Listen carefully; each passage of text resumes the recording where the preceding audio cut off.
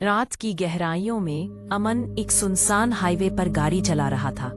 उसकी आंखें अंधकार में खोज रही थीं, लेकिन जैसे ही उसने अपनी स्टीयरिंग व्हील पर ध्यान लगाया, अचानक एक ठंडी सरसराहट भरी आवाज ने उसे चौंका दिया। तुमने मेरी मदद क्यों नहीं की अमन? ये आवाज उसके अंदर तक गूंज गई, उसके रोंगटे खड़े कर दिए। उसने शीशे में एक सफेद आकृति देखी और उसका हाथ स्टीयरिंग व्हील से छूटने ही वाला था।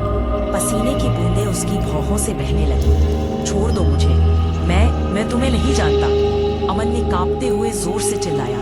उसकी आवाज अंधेरे में खो गई। महिला ने अपनी काली खोखली आंखें और करीब लाकर कहा, तुम मुझे जानते हो अमन, हर वह आदमी मुझे जानता है जो रात के इस अकेलेपन में किसी जरूरतमंद को छोड़ देता है।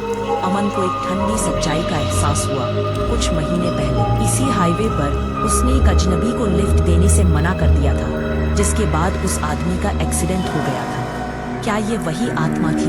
गाड़ी अब हाईवे छोड़कर एक पुरानी टूटी हुई पगडंडी पर चल रही थी। अमन को समझ नहीं आ रहा था कि वह स्टीयरिंग व्हील को पकड़कर क्यों है, जबकि गाड़ी खुद ब खुद चल रही थी। उसका पैर ब्रेक तक पहुंचने की हिम्मत नहीं कर पा रहा था। तुम मुझे कहाँ ले जा रही हो? अमन ने जैसे तैसे पूछा। उसकी आवाज में ट्रेमर था। महिला ने धीरे से सिर हिलाया। वहीं जहां तुम्हें मेरी जरूरत थी। गाड़ी एक पुराने, सदियों से वीरान पड़े बर्बाद घर के सामने जाकर रुक गई। घर की खिड़कियां टूटी हुई थी और दरवाजा हवा में चरमरा रहा था। अचानक कार का इंजन बंद हो गया। चारों तरफ अजीब सी खामोशी छा गई, जो जंगल के डरावने सन्नाटे से भी ज्यादा भयानक थी। महिला अपनी सीट से उठी। उसके पैरों में कोई आवाज नहीं थी। वह आगे की सीट पर अमन की तरफ झुकी। उसके चेहरे की बदबू से अमन का दम घुटने लगा।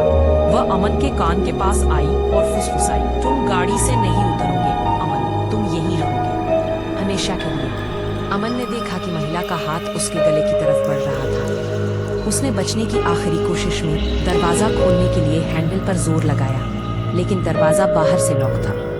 इससे पहले कि वह कुछ समझ पाता, महिला ने अपनी ठंडी सड़ी हुई उंगलियां अमन के गले पर कस दी।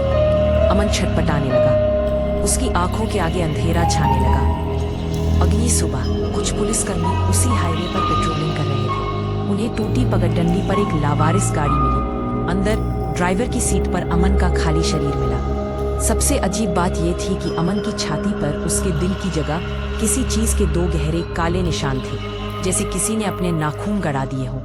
और पीछे की सीट पर सफेद साड़ी का एक छोटा सा टुकड़ा पड़ा था, जो हवा में उड़कर जंगल की ओर चला गया।